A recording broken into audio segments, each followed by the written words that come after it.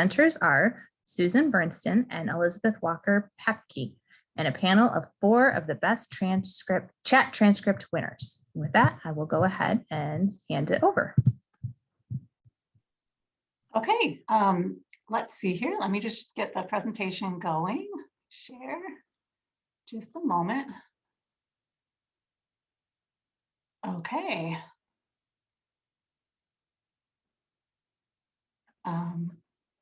So yeah, welcome to our presentation. My name is Suzanne Bernstein. I work at Lansing Community College as the Web Services Librarian, and I've been doing chat since 2008 when I started at LCC. Elizabeth, want to introduce yourself? You got it. My name is Elizabeth Walker-Papke. I work for Spring Arbor University in Spring Arbor, Michigan. I have been at Spring Arbor since 2012, and I think we joined chat in 2014. I serve as the online and distance learning librarian, as well as associate professor of library science. Okay, so our plan for today is we're going to talk for a few minutes about the best chat transcript competition that we do as part of our collaborative. Then we're going to have the panel discussion, and then the last 10 minutes will be reserved for questions. You can feel free to type your questions in chat as they come up, but we'll probably take most of them there at the end of the session. We actually just wanted to start out by finding out who you are in the audience. So I'm gonna just switch over here. Elizabeth is gonna put the poll here in the chat, and, oops, sorry, one moment, wrong button. Okay. Just want to know, do you answer chat questions solely for students at your institution? Are you part of Research Help Now? Do you work with 24/7? Or maybe you don't answer chat questions and you're just here to learn more. So you could go ahead and answer our poll here.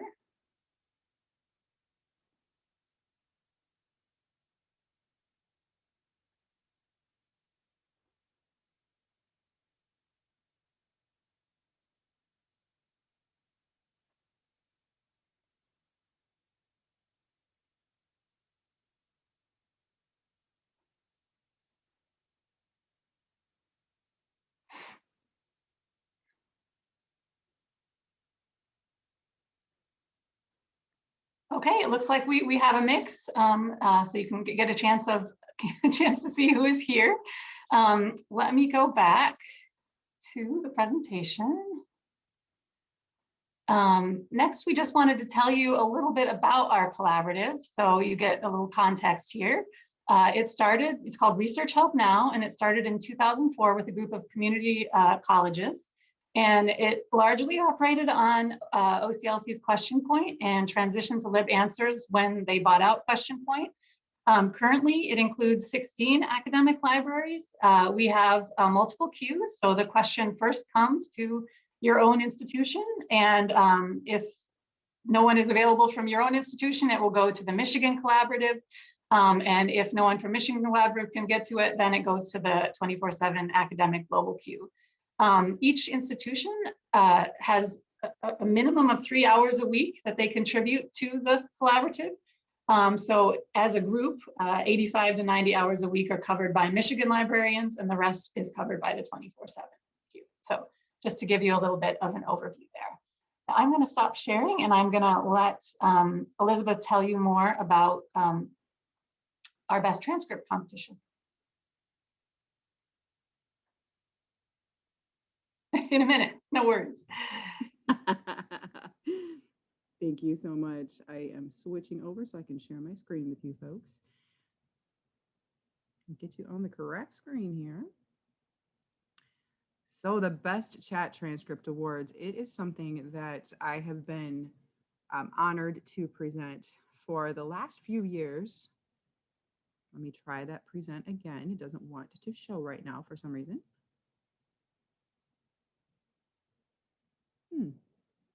Interesting. Let's do it this way then.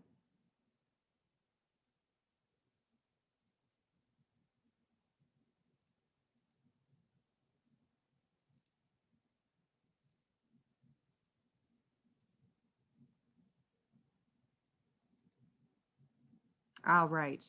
So the Best Chat Transcript Awards were instituted of course, so that we can honor excellent work within our institution, but it also gives us a chance to not only celebrate as a collaborative, we do as a collaborative get together at least once a year. Certainly the managers come, but we do invite everyone who participates in the chat collaborative. But we also get a chance to review different transcripts that are coming through for chat quality. And it gives us a chance, as we pull out those different chat transcripts, a chance to look at best practices, get ideas on how we might want to maybe change up our own practices. So it serves as both a personal training tool as well as something we can take back to our own institutions and show to our chat operators to train them better and just to kind of refresh, because, you know, even if you do it every day, sometimes you just need a little bit of a refresher. So it serves multiple purposes for us.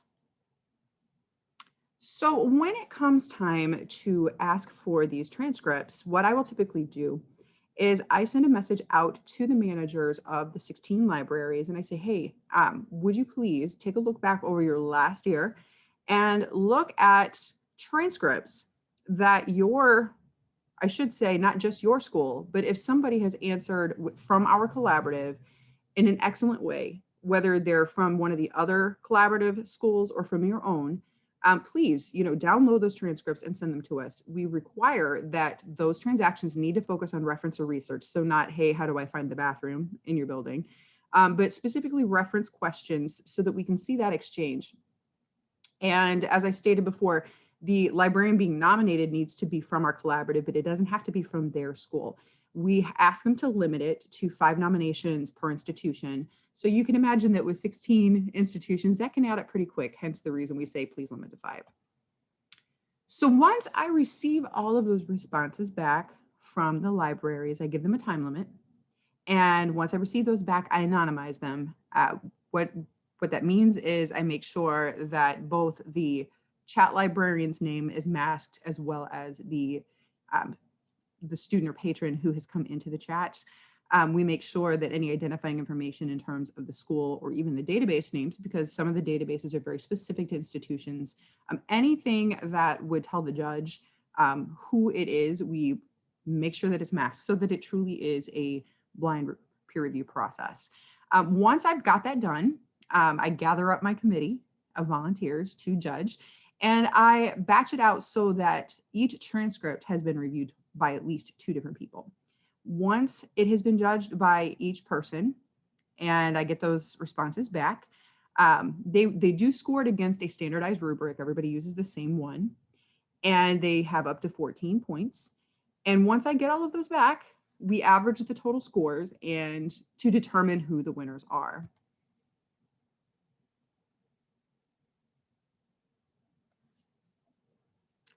So now we are going to introduce 4 of the winners that we've had in recent days.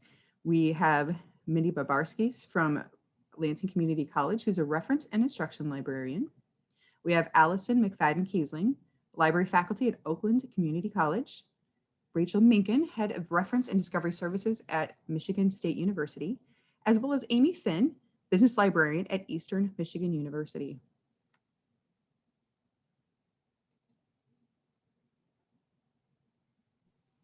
Okay, so we're gonna just, I'm gonna put the question in the chat and also say the question. So let's see here. Oh, excuse me, one moment. Let me try again to send it to everyone. So first question goes to Mindy. What do you like best about doing virtual reference? Thank you. Yeah, so I had to think about this one a little bit, but I would say probably my favorite thing about doing virtual reference is you're really meeting students exactly when they need you. So they don't have to change their schedule to make sure that they're meeting you at the time that you're open. You're there at the moment of crisis, and they're able to get in touch with you right away. And you really sense their relief when you're able to help them, especially when you have students who are like, I've been researching for, 2 hours and I just needed to talk to you and figure it out. So I really love being able to meet students exactly at their point of need. And then you also never know what you're going to get, which is fun. And then it's fun helping students from all over the world. I really enjoy, you never know what you're going to get. And that makes it very interesting.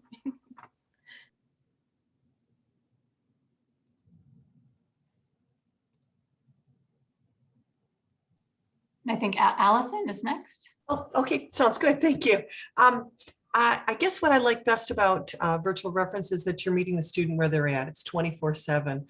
And I love saying that in a reference presentation, a library presentation, is that 24/7, we can help you. 3 o'clock in the morning, you need help, we can help you. I always qualify, I'm not on at 3 o'clock in the morning, but there's somebody that can help you at 3 o'clock in the morning. And that's kind of a neat thing to be able to offer. And that we're meeting them when they need us the most. That it's it can be, like I said, in the middle of the night.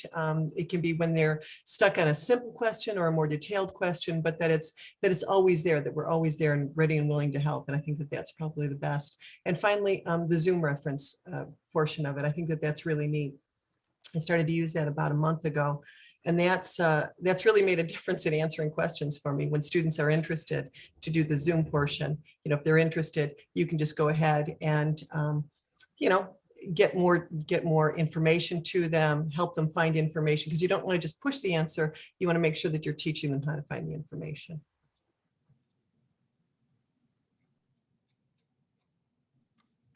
Hi, I'm Rachel. I think my favorite part of virtual reference is the collaborative nature of virtual reference. You get a greater sense of the community that is Michigan, because mostly it's students who are coming in through our chat services. And so I like having that wide breadth of students through, and again, it's mostly those of us kind of in the southern tier of the state, but we've got our friends who are up north in the northern lower. And it's interesting to see what the trends are in questions that are being asked, because it's amazing how they mirror each other. You can see that first year students, regardless what school they're in, are asking the same sorts of questions about how do I do, and you can see it transition, like all second semester students seem to ask the same questions. Okay, I have to write this thing. Where do I start? What do I do? And I think that's just a really interesting, it's a good insight into higher education in Michigan, if nothing else.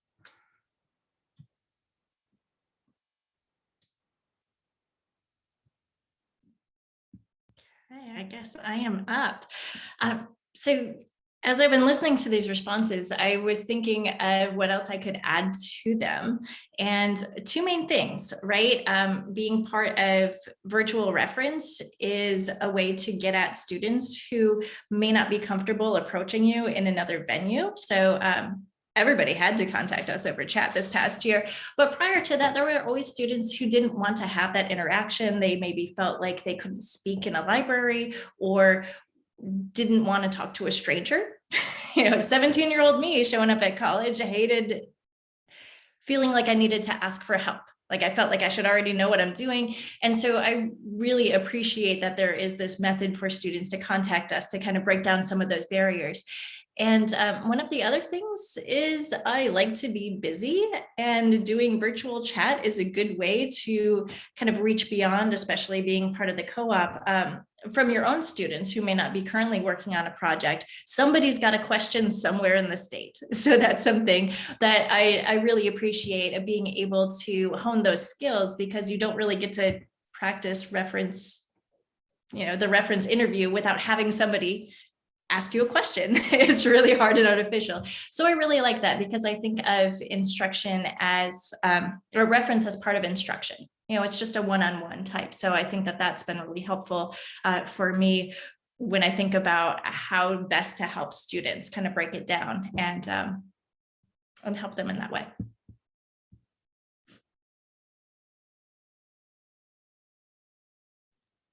Thank you so much, folks. Let's look at the next question. I will present the next question first to Allison. And that question is, what do you find most challenging about doing virtual reference, and how do you meet this challenge? I think the most challenging to me is the reference interview. That's Amy, you had just mentioned reference interview. In person, it's easy because you're going to be chatting with the person. I used to say that I get paid to chat, and you just chat with the person and you figure out what it is that they're looking for, and it's really easy. But online, it's not quite as easy, and but it's really important. So I think that for me, the most challenging part is going through and making sure that I've got the right questions, so that I read their question and I rephrase it and I send it back. And I also say, are you at this institution? Because sometimes they come in and they're really not at that institution, and that they're just coming in through that portal. And you want to make sure that that they can use the resources that you're directing them to. So to me, the most difficult part is the reference interview, but the most important too. One of the most important. Absolutely, Allison, I totally agree 100%. And I would add to it, I think we probably would all agree the emotional content behind what they're asking. It's hard without those visual cues to see whether this is I'm also working on 5 other things and I don't care if you get back to me right away, or I'm also working on 5 other things and I'm on a full on like teary panic, which at the desk you can obviously assess immediately. So I think kind of gauging what is their emotional state when they're asking that reference question is difficult, but necessary, because it alters how I like to answer the question. Do I need to start with we're not their parents, but sometimes I need to go into mom mode sort of and be like, okay, all right, what's actually happening here? I think you're going to be okay. And I think here's some other things that we can look at too. And I wouldn't do that with everybody necessarily. And certainly, I don't know, it's hard to do online.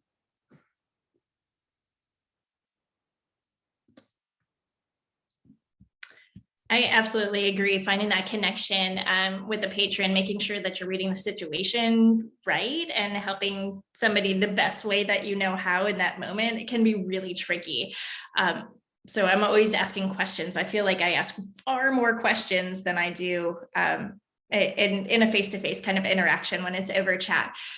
Usually what I do instead of spooling is to give them something to do while I'm doing something. So I say, well, I'm going to go look at your library's website to get familiar with it. While I do that, why don't you type in the chat what keywords you've used or something that you've thought about, to try to give myself a buffer of time to try to figure out what it is that I'm doing.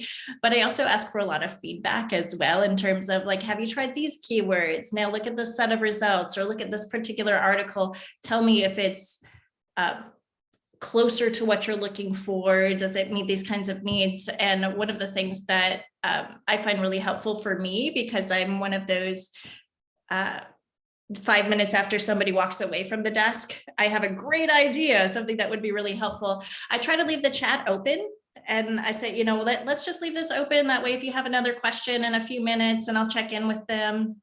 A lot of times they go away, but sometimes they'll come back, or I'll have more information to give them. So always encouraging them, even if it can't be me, tell them to come back. I feel like that's more helpful to the patron, and that's what I want to be in that moment, is to help them instantly, but also let them know this is not a one-time thing. You can always come back. Yeah, to echo what everyone's saying, it's hard when you don't have the visual cues, the language cues. So it can be difficult to read what they really need. But I would say another piece to kind of add on to what people are saying is actually my feedback for libraries.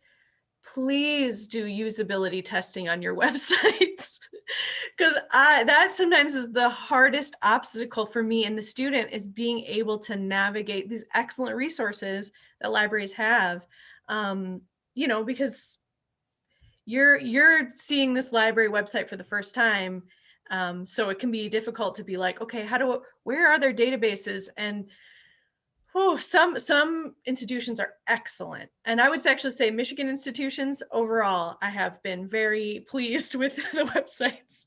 But some other websites I've come across, and I'm like, no wonder the student is struggling with research. They don't even know where to go. And if I, as a professional, can't find it, that's a bad sign.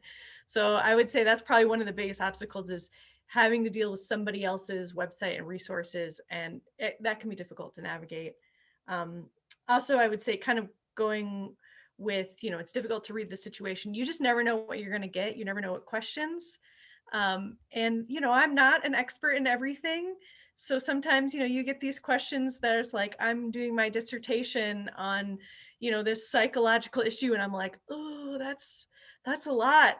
And so, that can be a big challenge too, is having to really help someone with something that you don't feel like you're actually prepared to help them with, and just calming down and falling back to the fundamentals, and being willing to refer to their institution when you've kind of hit your limit. Those are probably the most challenging things.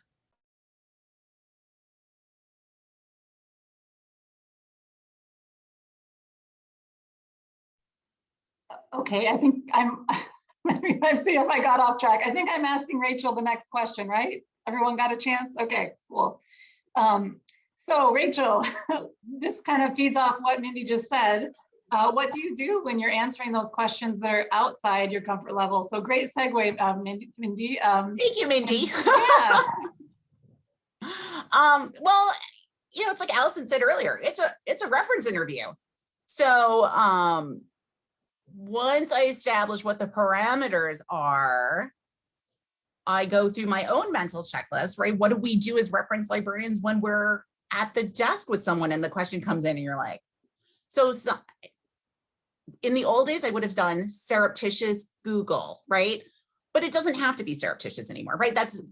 We've evolved, right? So we understand that we don't have all of the information in our heads, and that is not a failing. So I tell the student, hold on a minute, I don't know what that is. Can you explain it to me? Tell me more about it. Give me some context, give me some background. And while they're doing that, I kind of like what Amy said, while they're typing here, I'm typing here, trying to get my own context to see if I can do that.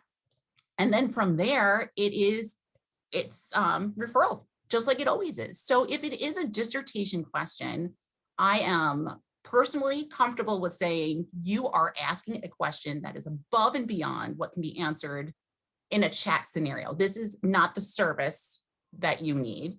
You should be and should have been talking to a liaison at your own institution, because if they're in a PhD granting institution, they should have these resources.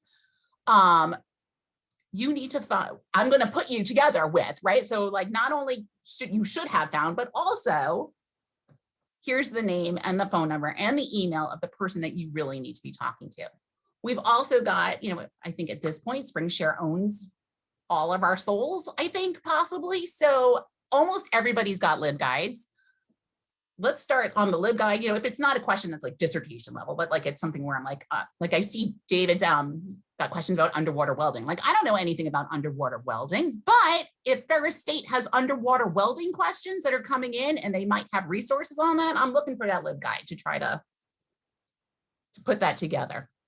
And then we refer out the question. I'm not able to help. I think this is all I can do from you here. Is this enough to get you started? I'm going to refer your question back to your experts in your home institution, and they will be in touch with you. So big answer to like, you got to refer that thing on. If it's too much. Am I next? I think I was next, right? Okay. Just to dovetail off of what you said, Rachel, I agree. I absolutely go to the live guides and the research guides. That's how I do it too. When I've got a difficult question. One of the first things I do though is I ask what class is it? Because if they're asking for thermodynamics, and my first thought is, oh my God, I don't know anything about it. And then I ask them and then they say, oh, it's an English 101 class. And I go, oh, okay. So once I figure out what class it is, then I can figure out more how I'm going to direct the search. The other thing that I have to do when I'm out of my depth doing research is I just have to breathe and relax and think. It's actually easier online because they're not standing in front of you. So I have a chance to, I think it was Mindy who said, you redirect them and tell them to do something else, while you're working. And I think that's a good way to do that. And I do that too.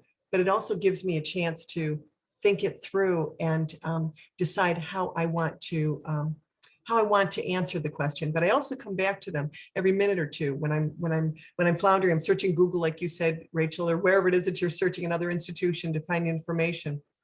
I also make sure that I go back every minute or two to say to the student, I'm still searching, I didn't forget you. I thank you for your patience. And then I do some more research, and then another minute or two, if I'm still doing it, do you still have time to wait? I really appreciate it, because a minute or two online takes a long time. And I just find that even if you're reading the question, I even send them a note saying, I'm reading your question, I'll be with you in a moment, because I want them to know I'm here, but I have to think it through for a minute. So give me just a minute. I'm here with you, but give me a minute. So I think it's important to keep saying that. So that's what I do. That's a good trick. I've got to add that to my canned messages. Like, I'm taking a minute to read your question, because my first reaction is usually like sweat. But then I think it's really important to acknowledge to the students, like in terms of comfort level, like that got stripped away the first time I was working with PhD students in health communication. Like, those are some topics that were just uncomfortable for a various number of reasons. But outside the expertise, I think it can be really helpful to acknowledge the expertise of the patron. So the student to recognize, like, hey, I can't even say Escherichia coli. Can you tell me how to spell that? What are some other ways to do this? And over chat, it's a little bit easier because you can kind of do everything on the side and fumble.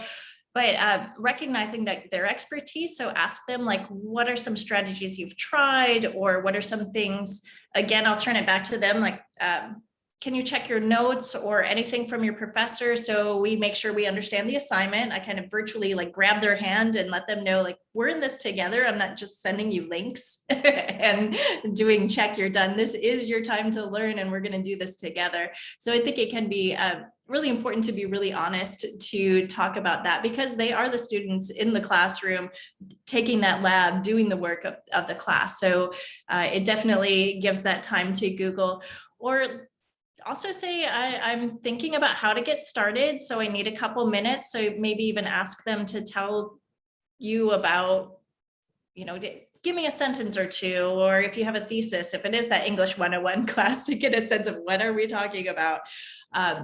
Look at their notes or the assignment. So then I can run off to Google to figure out what it is that that maybe sometimes. Yesterday I was helping somebody and they were spelling Renaissance wrong. It was really simple fix, but enough databases have things with Renaissance spelled wrong. They thought there just wasn't a lot out there.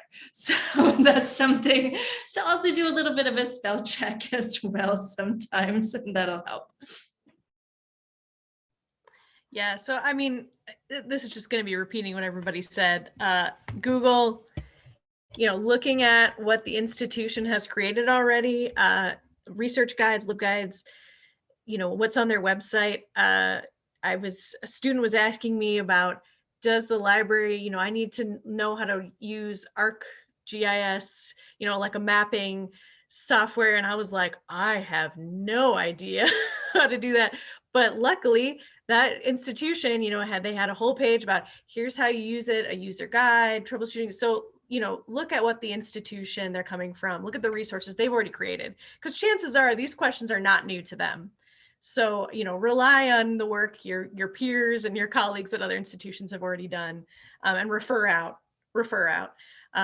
Don't be afraid to follow up, send it as a follow-up ticket. I probably do more than I should, but I'd rather be sure that the student is getting the help that they need. And I like what Amy said about, like, you're coming alongside them, like, we're going to do this together.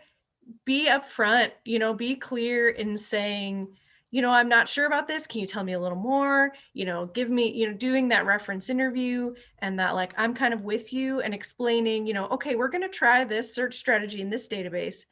And if it doesn't work, we'll try something else. And, like, kind of going through the research process with them and letting them know that, like, we may not get it right away, and that's okay. We'll tweak it. We'll try something else. We can go somewhere else. It's not the end of the world. Like, just being very honest with them that research is not it's not linear, right? It's gonna be, we're gonna have to change things, it's circular, like kind of even educating them about what the research process is right there, and like going through it with them. So I would say those are all the things I would recommend, and yeah, the surreptitious Googling is, I had to save me a few times. Great information, guys. One final brief question before we start our question and answer in just a couple of minutes. We're going to start with Amy. The final question is, what advice would you give people new to virtual reference? So my first piece of advice would be to take a deep breath. It's definitely a different medium, but we already have the skills. If we've done reference interviews, like that's sort of been the theme we're all talking about, we're just typing out the questions instead of asking them face to face. So many of those traditional elements are there. Some of the tricks that I found to be really helpful is to create and use canned messages, especially for greetings and closing. So if you're totally new to this, that would be a really good way to give you that buffer to read a question. And a good closing. So a standard way that you end to let them know and invite somebody back. I think that can be really welcoming. I find that if I greet fast, but then let them know it's going to take me a couple of minutes, people kind of expect that over chat. Usually they have the ability to do something else. So they're more, I feel like they're more forgiving even than if they're standing in front of you at a help desk. So you can have time to do that little bit of side Google while you do that. And finally, transcripts are absolutely excellent teaching tools. So looking over the kinds of questions that you might get and thinking through about how you might approach those, or just learning how an expert in your institution or another school has done that, gives you a really good window into some strategies that you might not already have. Yeah, my advice is, don't be afraid to show that you're human. You're not a robot. And like that's good. That's a good thing. It makes us better at our job. So don't be afraid to admit when you've made a mistake, when you've been leading them down the wrong search route. Be honest about, oh, you know what? This isn't working. Why don't we regroup and try something else? Let's go in a different direction. I mean, overwhelmingly, students actually really appreciate that, because they realize like, oh, we're not perfect. Like, this is hard. You're not alone in this. Like, this is something that we learn. It's a skill. So really modeling that, and I think that's hard for librarians. We love to be like, you always get the answer from me. It's the perfect answer, like we need to let go of that, right? That's not healthy. That's not teaching the student how life works and how research works. So being willing to model that and being willing to apologize when you're like, I'm sorry, that was not the correct search strategy. And we've probably just wasted a little bit of your time. And I apologize for that, but let's try something else. So I would say actually humility and that human connection, even though you're not seeing them face to face, like let them know that you are human and that you're here for them.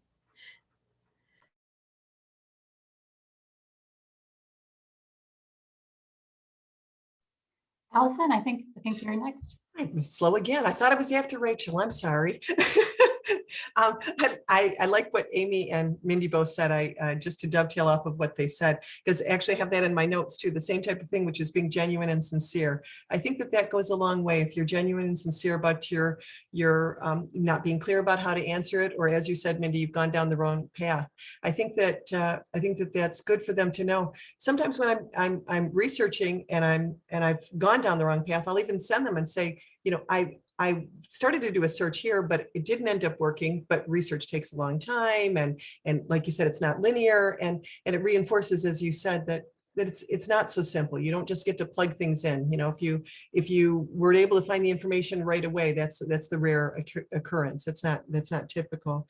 And the other thing I would just say is it's really important to teach them, not to just push the answer to them. That it takes more time, but it's really important to explain how you got the information, successes and failures, but the step by step. I think that's important, because otherwise we've just given them the information and then they won't be able to do it on their own. We want to create lifelong learners. So this is one way that we can do that, is by teaching them as we go through. So that's my thought. So I agree with my panelists, my fellow colleagues, because it's all true, right? So there is humility, there's humanness. And I want to add to that, that you also need to trust in the skills that you currently have. And I don't remember, Mindy, if you said that, or Amy, you said that, but you, even if you are a new librarian, maybe not new to virtual rep, but new to librarian, you have schooling behind you that has trained you to do the thing that you were about to do. And you need to trust that you got through that and have that in your head somewhere. So are you the best reference librarian? Maybe not. But are you a reference librarian? Yes, you are. And that already gives you this like sort of step up in that, okay, maybe I don't know everything about underwater welding or underwater weddings or English 101, but as a trained information professional, librarian, library staff professional, whatever your place is in the organization, you do have a skill set. And that is an expertise that patron needs from you. Have that confidence. Go in there with that confidence. Take the deep breath. I think that was echoed by everybody. Take the deep breath and get in there. It's online. So for those of you who are face-to-face phobic, like they're not staring at you. They're like on their phone while they're chatting with you. All right. So this is not like, why aren't they responding? Those days are past.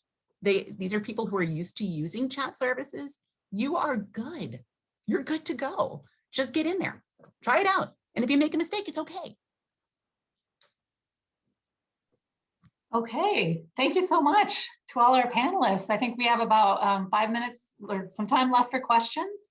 And let's see here. There was one question earlier, I think, from Gerald that we didn't get a chance to. Let me see. I'm sorry, everything changed. Asking if we use any tools to deliver service on chat.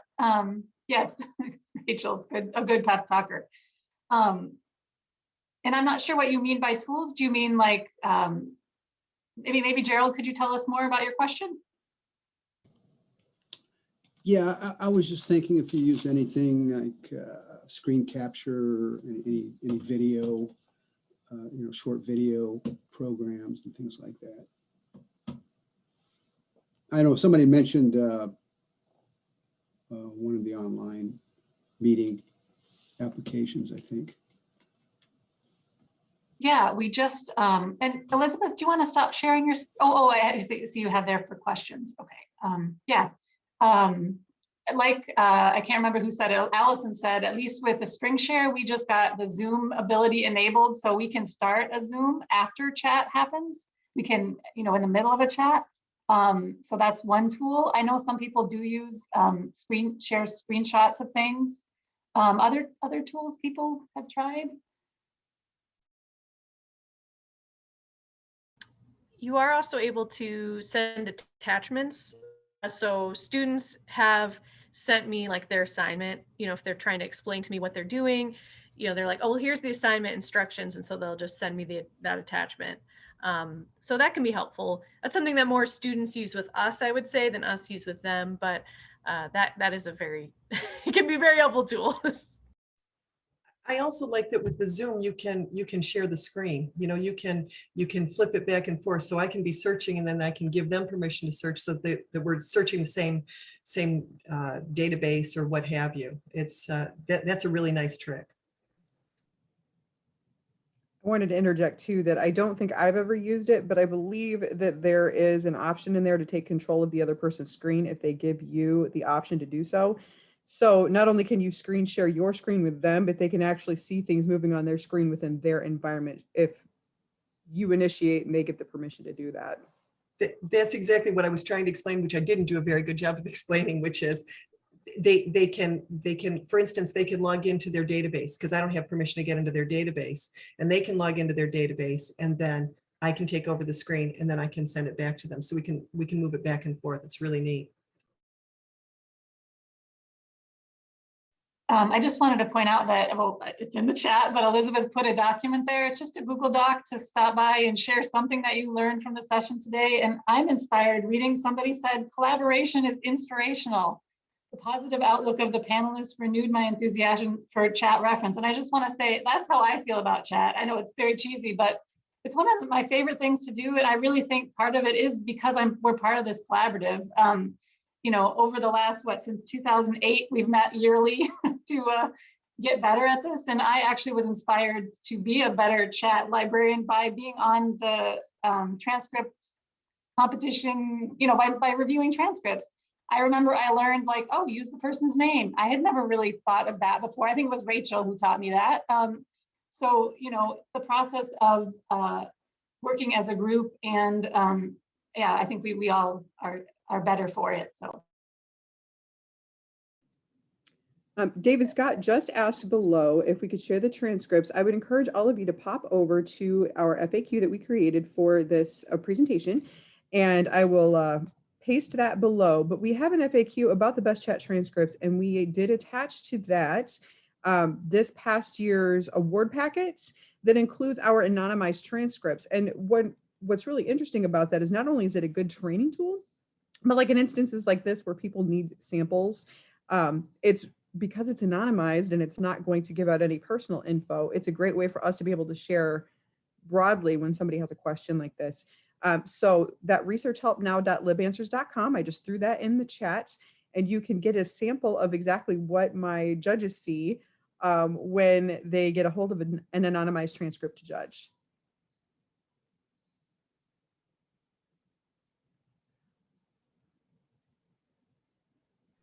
And this is also there as well, but I did want to pop in the rubric, which is really, we kind of skipped over a little bit at the beginning because we want to make sure there's enough time for the panelists, but the rubric is really helpful to see, right? What kinds of things are helpful for also you as a librarian to think about, oh, I never thought about doing that. So that can be used as a training tool. Their question.